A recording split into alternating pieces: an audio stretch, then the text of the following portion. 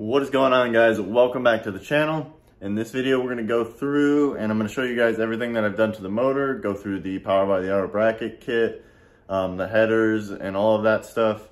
And then here in the next video, we're going to be getting this motor dropped in. So stay tuned for that, guys.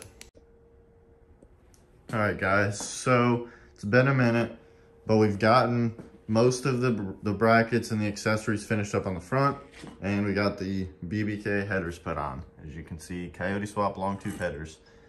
They look really good. We got the K&N oil filter put in, and then we got the MMR lifting plate put in place. I'll show you this side real quick. But all right, so let's get started on the brackets. So this is your alternator relocation bracket. So this is how it goes on, as you can see. Again, this is Power by the Hour performance for both these brackets and that bracket. Basically, you guys are going to take out a bolt right here, here, and then right here on your front timing cover, and then these studs that are supplied will go into those holes. And then you can bolt this bracket onto here, and your alternator will bolt on to this part. I haven't gotten the new alternator in yet for it, so I just used the old alternator to mock it up, and then took it back off. But you do need to clearance your timing cover right here. You got to cut this off within 1/8 of an inch of the timing cover. Right here, there's like a knurled knob here, and then up here. And those are the only places that you need to. You do not need to take anything from this one. The belt will clear in this area, so you don't need to take anything off of this one. But this spot here, there, and right there need to be taken off. And then you guys need to notch the timing cover right here. And that's just to clear the front case of the alternator. This one clears the pulley. And then I think this one's also to clear the case. And I'm not sure, can't remember what this one was to clear. But I'm assuming it's the case again. But yeah, those are all the modifications you need to do to this side of the timing cover. And then over here, we went with the standard 4.6 power steering pump bracket, not the low profile one. We're just running it into a new edge. So that one will work for what we need. You can see it back here. Just bolts onto the timing cover, goes through the old alternator hole right here, and then bolts into the face here. No modifications need to be done with that one. Then you have a tensioner that came with the kit that just goes into the standard tensioner location. I will say mine, so my power steering pump has these lips on the power steering pump. I don't believe they're all like this, but mine's pretty tall, at least for this gear, or this pulley. So these are pretty close. We're gonna see once we get it running, if when this is moving back and forth to keep the tension on it, if it's getting awfully close to this edge here. And if it does, then we're gonna have to replace this pulley with something else that doesn't have these raised edges. But we'll see when that time comes if we have to. You're just running the standard. I haven't changed this yet. I just put it on here to mock it all up. I'm gonna come back and change this, but the idler pulley is just the stock idler pulley, and then your water pump. On this side, you have a hole right here. I don't believe it gets used for anything. I had to run a tap through mine because I had some corrosion and stuff inside of it, and this bolt didn't want to go down in there. But I was able to clean it up with just a tap, nothing too serious, and then it went in. And then you can't see the brackets for this. I guess you can kind of see that one right there. It just bolts into a couple bolts right there, bolt holes right there on the block. And then the same with the one up here. It bolts into a couple bolt holes on the block. And then you can bolt up your 4.6 power or 4.6 AC compressor in the factory location. So once you guys run this kit, that'll put your alternator up here, because it used to be there on the Coyote, and then it puts the power steering pump in the factory location for the 4.6 and the AC compressor in the factory location for the 4.6. So you can run your standard lines and you won't have any sort of issues. You don't have to do custom lines. You can just put everything back, and it helps in the future if you have any sort of power steering pump issues or AC compressor issues. You don't have to get any special AC compressor. or power steering pump, you just go to the auto parts store and say, hey, I need one for a 4.6 Mustang. So, and same with all the lines. Next, coming up into the headers. It doesn't come with, so it comes with 2 different sets of bolts. And it just depends on what model year you have. I think halfway through, I think it was like 2011 or 2012, they changed the thread pitch on the bolts.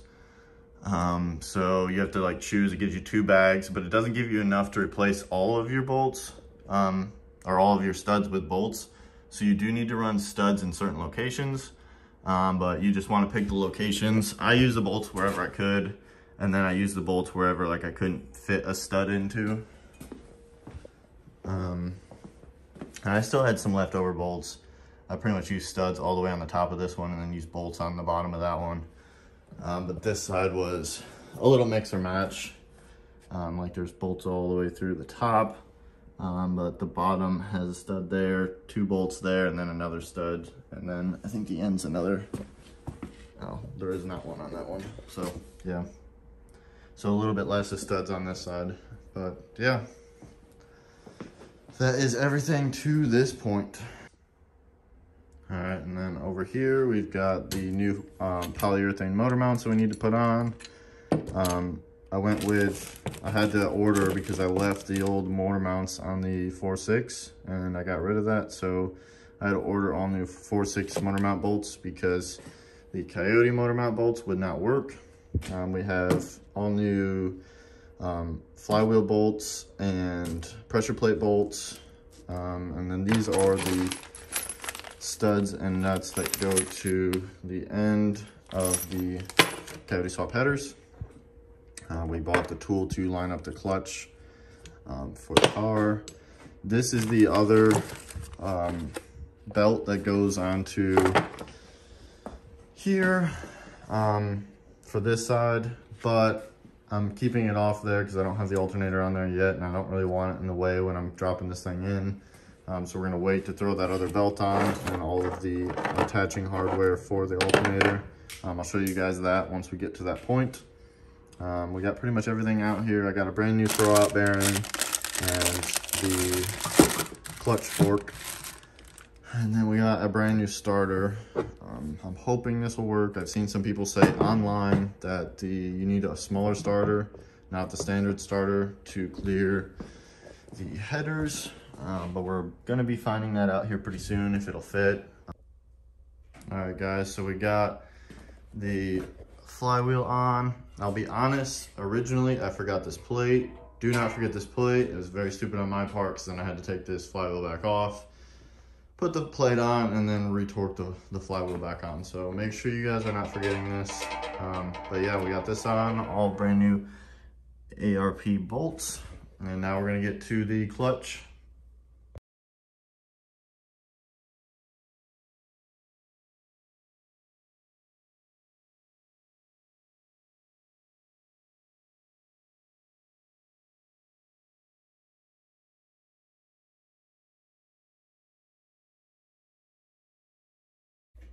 All right, guys, so I'm gonna end up cutting this video a little bit short because we ran into an issue. The K-member that came with the Coyote and all of the other swap parts that I traded the 4.6 for, it ended up being the wrong K-member. The guy, I did some more research on the part numbers that were on the box. The guy ordered it for a 94 to 95 with the 5 liter, which was a Cam block V8. So I'm assuming he just seen, you know, SN95, 5 liter, you know, from this era and assumed that it meant the Coyote. But anybody who knows SN95s knows the 94, 95 year came with 5 liters, but they were Cam block. So obviously the motor mount spots aren't going to be in the same position. I kept dropping it down in there, and no matter where I put it, it kept hitting and it wasn't even close. So I had to pull it all the way back out of there. We're gonna end up just ordering a whole new K-member for it. I'm not gonna do the whole kit. I'm going to reuse all of the stuff for the tubular control arms and the coilover kits, because those are the same for 94 to 04. So I don't have to buy the whole $850 kit again. I can just buy, I think it's like $450 or $460 for just the K-member alone. So we're gonna end up doing that, and then I'll just sell the old one, maybe on like Facebook Marketplace or eBay or something. We'll see what we can do. But this is what happens whenever you deep dive into a project like this, you know, an engine that was never intended to be inside of a car. You're trying to put a transmission that was never intended to be in here. I mean, it did come in the Cobras, but this car specifically, none of this stuff was intended to go into, which obviously this specific issue wasn't because of the car or anything like that. It was just because of somebody's error in the past from ordering a part. But these are some of the, you know, hiccups you run into whenever you build something. So we'll take the loss, and hopefully we'll get it fixed up in the next video. And also on that note, where you ran into another issue with the Holley system that I'll go into a little bit more detail probably in the next video. It's not Holley's fault. I don't want anybody thinking Holley did something wrong. But we ran into an issue with the kit for my specific application. So I'm gonna have to do a little bit more digging and explaining in the next video, but stay tuned for all of that stuff, guys, if you want to figure out what's been going wrong with this stuff and what it's gonna take to finally get this thing done. But with that being said, guys, that's gonna end this video. If you guys are liking this content, please hit that like button. And if you guys wanna see this thing get finished up and all of the, you know, hoops I have to jump through and all of the issues I run into so you guys don't have to run into them yourselves, hit that subscribe button, and I will catch you guys in the next video.